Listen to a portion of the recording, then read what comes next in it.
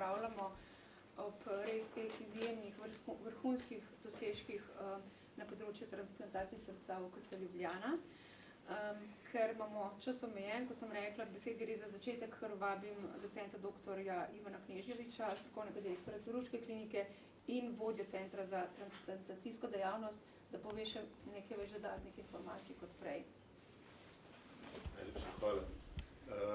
Spoštovani predstavniki medijev, danes bi vam radi predstavili program presaditve srca v naši ustanovi. Kot že veste, presaditve organov se izvajajo samo v UKC Ljubljana in transplantacijska medicina ni samo delo posameznikov, je izjemno kompleksna dejavnost, tako da samo program presaditve srca vključuje več kot 150 strokovnjakov različnih strok in profilov, zdravnikov, izvajalcev zdravstvene nege in druge. In od tega jih je samo za presaditev srca 6, 3 zdravniki in 3 izvajalci zdravstvene nege v stalni pripravljenosti 24/7, vse dneve v letu, vse praznike. Mi smo izjemno ponosni na naš program presaditve srca, s katerim smo že vrsto let v samem svetovnem vrhu. V zadnjih 16 letih, to od leta 2009 do danes, smo kar 12-krat izvedli največ presaditev srca na milijon prebivalcev na svetu. Kot sem že omenil, je program presaditev srca doživel pravi zagon v letu 2009, kar nas je spravilo na sam svetovni vrh. Slovenija je postala svetovna velesila na področju presaditve srca, kar postajamo še danes. In verjetno, upam, bomo še naprej. Postali smo pozitiven primer in vzor vsem državam, pokazali smo, kaj se vse da doseči z vizijo, entuziazmom, sodelovanjem in trdim delom. Kaj se je zgodilo v letu 2009? Tak zagon in uspeh potrebuje vizionarje in gonilne sile in eden od njih je bil nedvomno profesor dr. Bojan Vrtovec, velik strokovnjak, sodelavec in prijatelj, ki nas je na žalost mnogo prezgodaj zapustil v začetku letošnjega leta. V letu 2009 je pričel polno delovati program za zdravljenje bolnikov s srčnim popuščanjem in presaditve srca na svojem samostojnem oddelku pod vodstvom prej omenjenega profesor Vrtovca. Tudi v letu 2024 smo ostali v samem svetovnem vrhu. Več presaditev srca na milijon prebivalcev so izvedli samo v ZDA, katera se je v zadnjih letih, desetletju, na žalost sooča s hudo opioidno krizo, katere možgansko mrtvi predozirani odvisniki so tudi pomemben vir darovalcev organov. Slovenija že 16 let v samem svetovnem vrhu z izjemnimi rezultati kaže na visoko strokovnost, organiziranost in vrhunskost medicine, ki jo ponuja naša ustanova. Hvala. Najlepša hvala. Zdaj v besedi vabim izrednega profesorja dr. Gregorja Poglajna, da nam več pove prav o tem programu za napredovalo srčno popuščanje, delu profesor Vrtovca. Dr. Poglajn vodi program za napredovalo srčno popuščanje in transplantacije srca na kliničnem oddelku za kardiologijo interne klinike. Hvala lepa za besedo.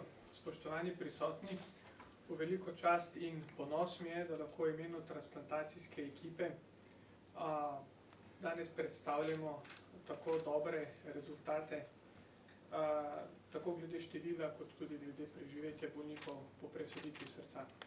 Kot je povedal že docent Kneževič, na začetku, se pravi v začetku leta 2000 je obravnava bolnikov z napredovanim srčnim popuščanjem v Sloveniji ni bila strukturirana. Te bolnike so vodili v bistvu v splošnih kardioloških oddelkih in pravzaprav programa, ki bi bil osredotočen na te bolnike, na njihove specifike, ni bilo. To vrzel je prepoznal profesor Vrtovec, ki se je vrnil iz enoletnega usposabljanja v sklopu Fulbrightovega programa iz Texas Heart Instituta, to je vodilne svetovne inštitucije za obravnavo bolnikov z napredovanim srčnim popuščanjem. Kot rečeno, prepoznal je to vrzel, to potrebo in začel z ustanovitvijo programa za napredovalo srčno popuščanje in transplantacije srca, ki je potem svoje prostore v okviru kardiološke klinike dobil v letu 2009. 9. V začetku je bila čakalna lista kratka, približno 25 bolnikov, sodelovalo je manjše število strokovnjakov, ampak zdaj, v 15 letih je ta program pod vodstvom profesora Vrtovca napredoval. Danes je na čakalni listi uvrščenih približno 100 bolnikov, se pravi, lista se je početvirila. To pa priča o dobrem delu ne samo na nivoju kliničnega centra programa, ampak na nivoju celotne države, ker je ravno z razvojem tega programa obravnava napredovalega srčnega popuščanja, presaditev srca in zdravljenje z dolgoročno mehansko cirkulatorno podporo postala dostopna širokemu krogu bolnikov s tovrstnimi boleznimi za celotno državo. Ponosni smo ne samo na število, ampak tudi na preživetje, kot sem povedal uvodoma. Od ustanovitve programa leta 2009 se je preživetje teh bolnikov pomembno izboljšalo in je danes nad povprečjem, ki ga navaja Svetovno združenje za transplantacije srca in pljuč. Čeprav danes profesorja ni več z nami, da bi se veselil teh rezultatov in uspeha svojega dela, pa nam gotovo izzivov v prihodnje ne bo zmanjkalo. Veselimo se jih in izkoristil bi to priložnost, da bi za te rezultate čestitil tudi v svojem imenu celotni transplantacijski ekipi. Hvala lepa. Najlepša hvala. Z nami sta danes tudi dva predstavnika zdravstvene nege, ki sodelujeta v tej transplantacijski ekipi. To sta Aleksandra Stropnik, diplomirana medicinska sestra, magistra zdravstvene nege iz kirurške klinike, in Simon Koletnik, diplomiran zdravstvenik iz kliničnega oddelka za kardiologijo interne klinike. Tako da prosim tudi še za Lepo pozdravljeni, hvala za besedo. Ob tej priložnosti bi izpostavila nas, medicinske sestre. Smo prvi stik s pacientom po transplantaciji srca. V naši enoti intenzivne terapije 3 kliničnega oddelka za kirurgijo srca in ožilja s strokovnim znanjem, empatijo in človečnostjo pomagamo pacientu pri prvih korakih novega življenja. Naj omenim, da transplantacije niso vedno planirane oziroma niso nikoli, zato smo medicinske sestre vedno pripravljene pomagati, skočiti, kadar je potrebno. Zelo smo veseli, da odlično sodelujemo s kliničnim oddelkom za kardiologijo. Najlepša hvala. Lepo pozdravljeni tudi z moje strani. Za številko 500 transplantiranih organov se skriva dosti število zdravstvene nege, ki skrbi za te paciente. Vedeti moramo, da organov ni na voljo toliko, kot bi lahko, zato ti pacienti čakajo dneve, tedne, mesece na oddelku na program za napredovalno srčno popuščanje in transplantacijo srca. To je lahko za bolnike zelo naporno, zato je zdravstvena nega tudi pri tem zelo pomembna.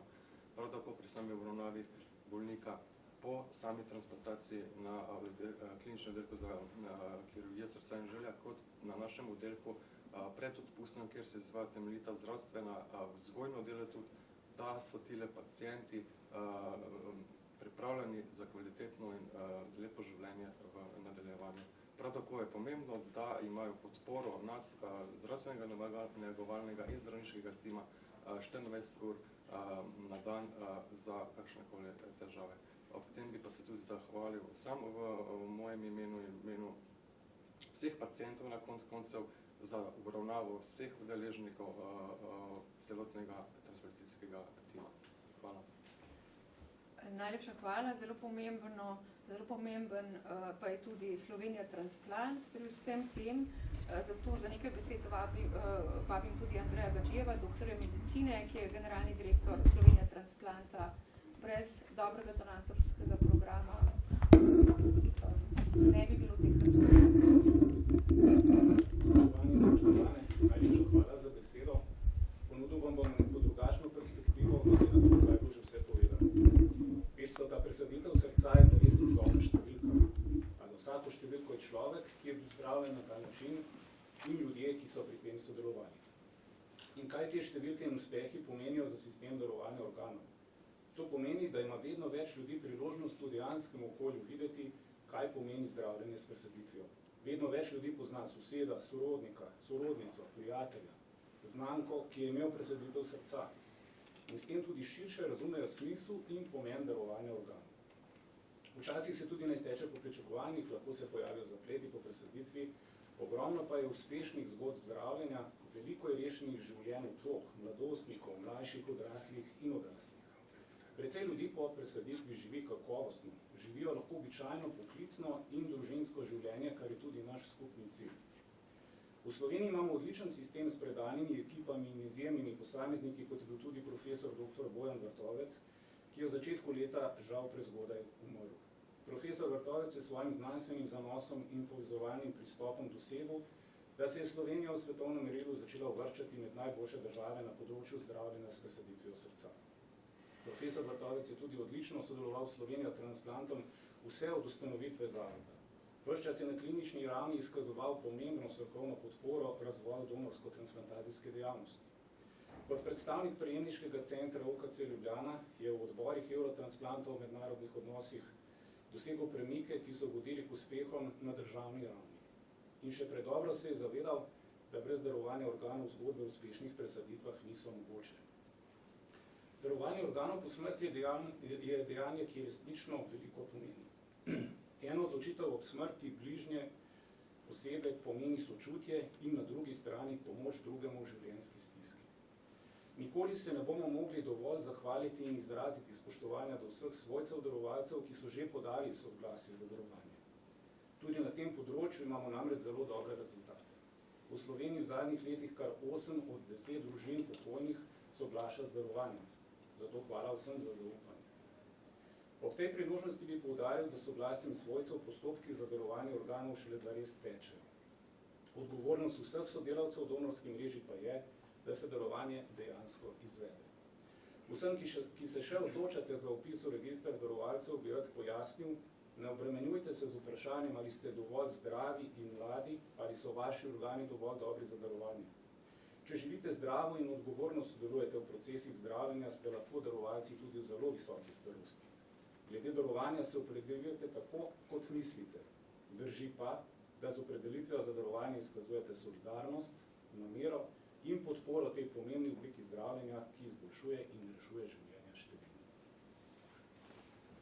In ker smo pač v kliničnem centru izjemno ponosni na to vrhunskost, svetovno vrhunskost naše medicine, zdaj k besedi vabim tudi oba najprej izrednega profesorja dr. Gregorja Norčiča, v.d. strokovnega direktorja, nato pa še generalnega direktorja, docenta dr.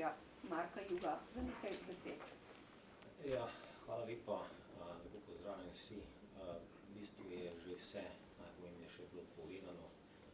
Jaz bi lahko dodal temu zgolj to, da je transplantacijska dejavnost zagotovo ena izmed draguljev v kroni te ustanove.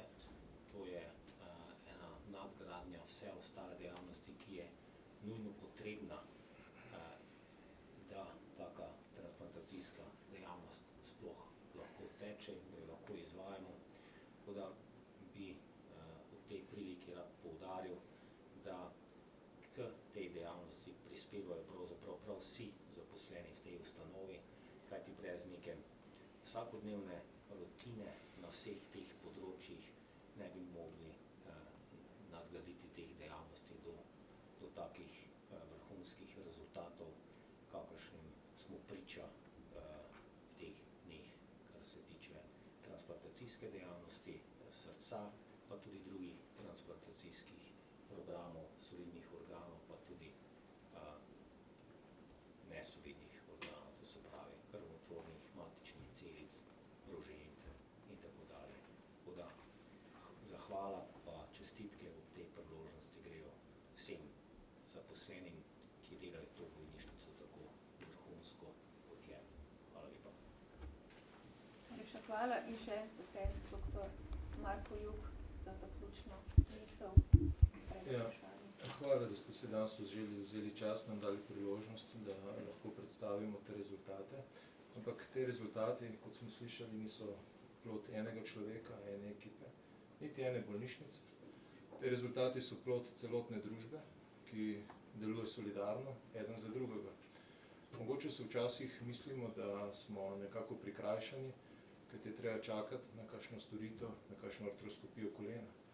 Ampak zavedati se moramo, da ima vsak med nami največjo verjetnost na svetu, da bo v primeru težav s srcem preživel. Ne vem, če se zavedamo, kakšno veliko, kakšno ekskluzivni luksus živimo v tej državi, samo zato, ker smo tukaj en za drugega in dokler bomo znali kot družba delovati tako solidarno, bomo mi zagotavljali te vrhunske storitve. Torej, UKC je zagotovo srce zdravstvenega sistema in bije za celo Slovenijo in tudi UKC pa lahko zboli, zato pa ga je treba negovati.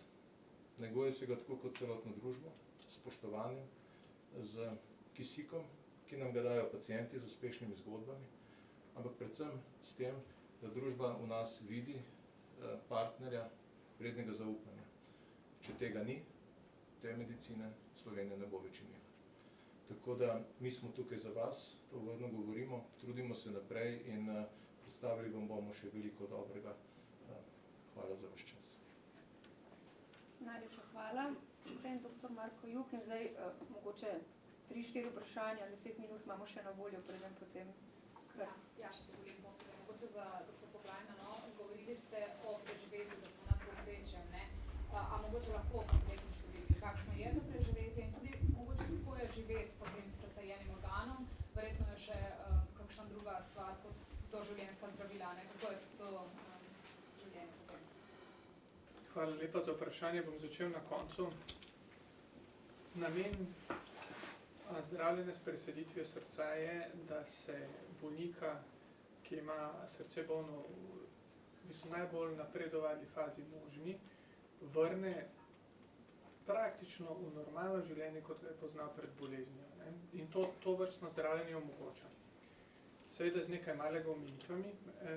Eno ste že sami nakazali, ne? To so zdravila. Res je, bolniki po presaditvi srca morajo imeti zdravila za zaviranje imunskega sistema, s katerimi preprečujemo zavrnitveno reakcijo, zaplet, ki se ga nekje najmanj želimo, pa ga ob sodobni imunosupresivni terapiji na srečo redko srečamo. Drug problem so vsaj v prvem obdobju po presaditvi, v zgodnjem obdobju okužbe, ponovno zaradi zavrtega imunskega sistema, tudi zato uporabljamo kar nekaj zdravil in se v bistvu na koncu dneva se teh zdravil tudi nabere približno 15 do 20 recimo v začetnem obdobju. Ta količina se seveda potem zmanjša, zelo individualno od bolnika do bolnika, tudi glede na, eno je samo kar se vezano na transplantacijo, drugo pa na pridružene bolezni, ki jih te bolniki imajo. Sodobni pristopi k obravnavi bolnikov po presaditvi srca zagotavljajo zelo dolgo preživetje in to se daljša. Nekje medijano preživetje se približuje 15 letom in to je velik napredek, kateremu priča smo bili v zadnjem desetletju. Zaradi poglobljenega poznavanja na eni strani tako sodobnih pristopov k imunosupresivni terapiji, pa k obravnavi drugih pridruženih obolenj, zgodnejšemu prepoznavanju recimo zavrnitvenih reakcij pa kroničnih z imunskimi procesi povzročenim poškodbam presadka. Tukaj je prednost Slovenije, da smo majhni, zato, ker so vsi bolniki potem vodeni v ekipi, ki jih pozna že od obdobja pred transplantacijo, imajo dostop do nas 24 ur na dan preko posebnega telefona, ki ga dobijo te bolniki in nas lahko direktno konzultirajo za, bom rekel, elektivna vprašanja, pa tudi v primeru nekih nujnih stanj, kar zahtevajo odzivi na ta nujna stanja pogosto nekoliko drugačna, pogosto pa intenzivnejše odzive, kot smo jih vajeni pri splošni populaciji. Pod črto je preživetje slovenskih bolnikov 5-letno po presaditvi srca za 5% boljše kot preživetje, ki ga ponuja Mednarodni register za presaditev srca in pljuč. Vendar tega podatka v bistvu ne smete primerjati nekje na zdravo populacijo, ne? Ampak na preživetje, kot bi ga te bolniki imeli brez te možnosti, kjer pa se enoletno preživetje giblje nekje med 20 in 30%, ne, zaradi osnovne bolezni srca. Tako da smo, naj ponavljam, veseli, da lahko to omogočamo širokemu krogu bolnikov z napredkom na področju imunosupresivnih terapij, pa verjamemo, da bo kmalu preživetje teh bolnikov še veliko daljše. Še je kakšno vprašanje? Ja, kaj je Podžan 4 Slovenija? Meni bi pa samo zanimalo še nekaj o tej časovnici. Zasledila sem podatek, da ne bi prva presaditev bila izvedena v drugi polovici leta 90. Skratka, o kakšnem časovnem loku v bistvu govorimo tudi v smislu razvoja? Je teh 500 potem štetih od tega začetka leta 90, a imam pravi podatek?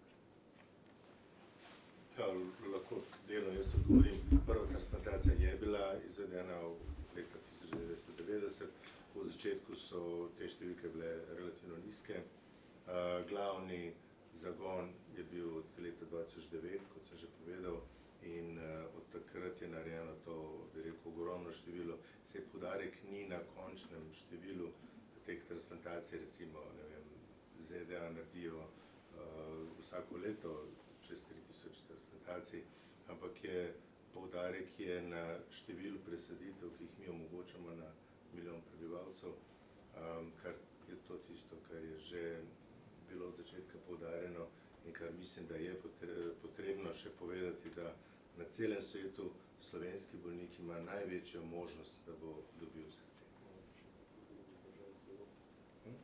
Mogoče še koliko v drugih državah? Ja, recimo, če primerjamo, mi delamo, recimo v letošnjem letu smo naredili, v letu 2024, to je lansko leto, smo bili drugi na svetu za ZDA, kar se je malo prihitela, mi smo imeli 12,8 presaditev srca na milijon prebivalcev, recimo Anglija ima 2,9 presaditve srca na milijon prebivalcev, Nemčija ima nekaj okoli, manj kot 4, Avstrija ima nekaj malo več kot 6, to so neke realne številke.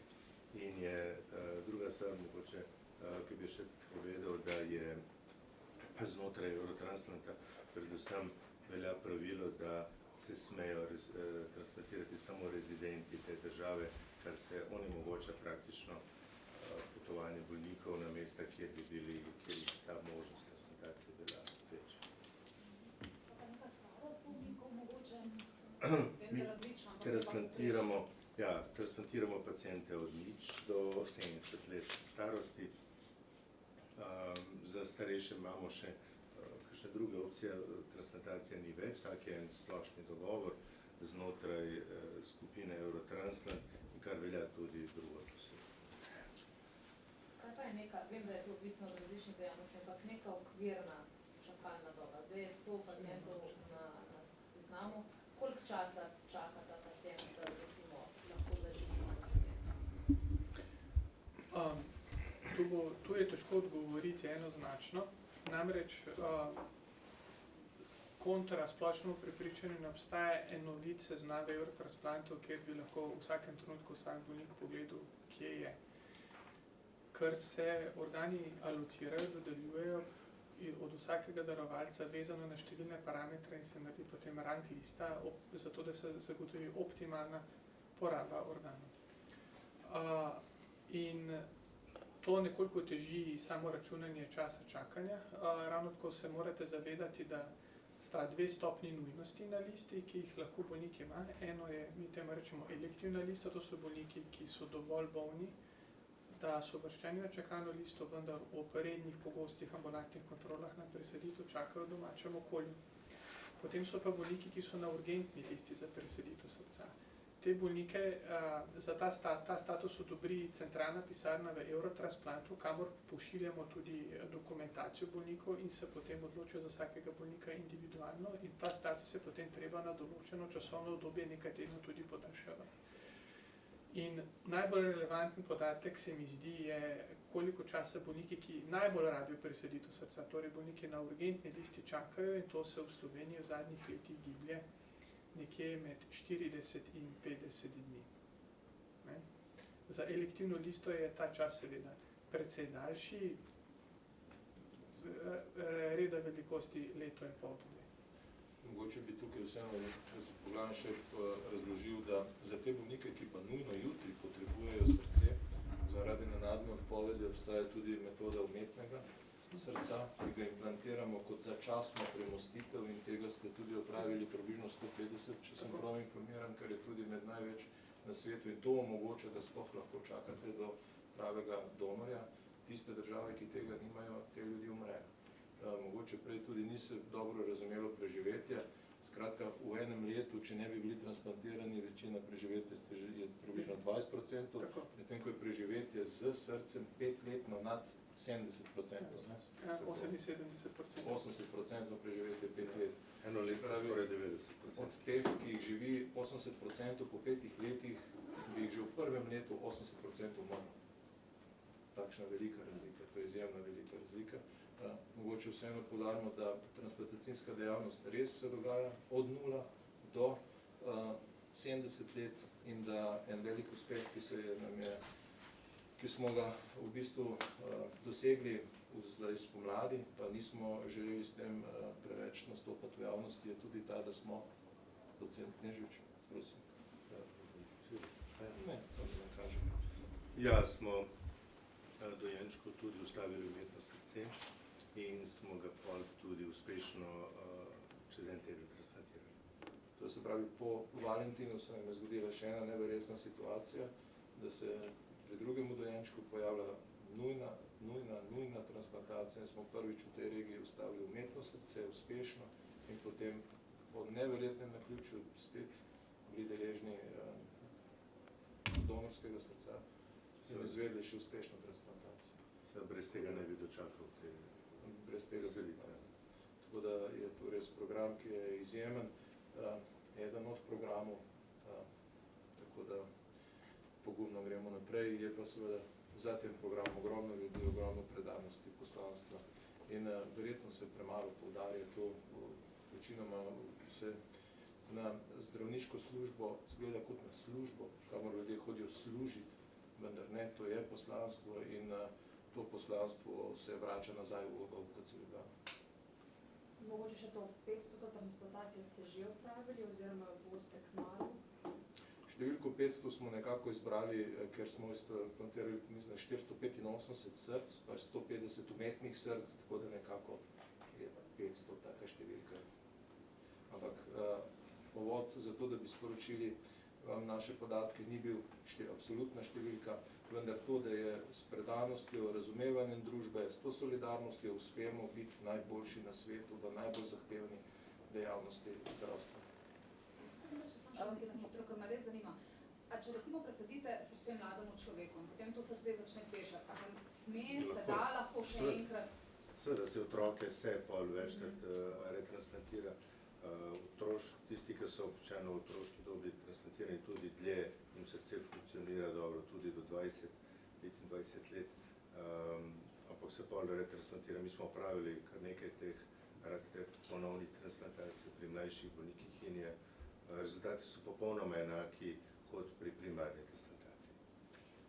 Na tej točki bi se zaradi strokovnega simpozija, ki se nadaljuje v predavalnici 1, vsem govorcem zahvalila za vse informacije, medijem za udeležbo in hkrati bi vas povabila zaradi tega, ker smo lahko samo ene delčke vam predstavili v to kratkem času, da se morda, če vam čas dopušča, res nam pridružite na strokovnem simpoziju, kjer je v bistvu še veliko več bolj podrobnih podatkov bo na voljo. Pa vizualnih vsebin. Pa vizualnih vsebin, predvsem tudi video, ki bomo o transplantacije. Transplantacije srca. Tako da vabljeni. Hvala lepa. Hvala.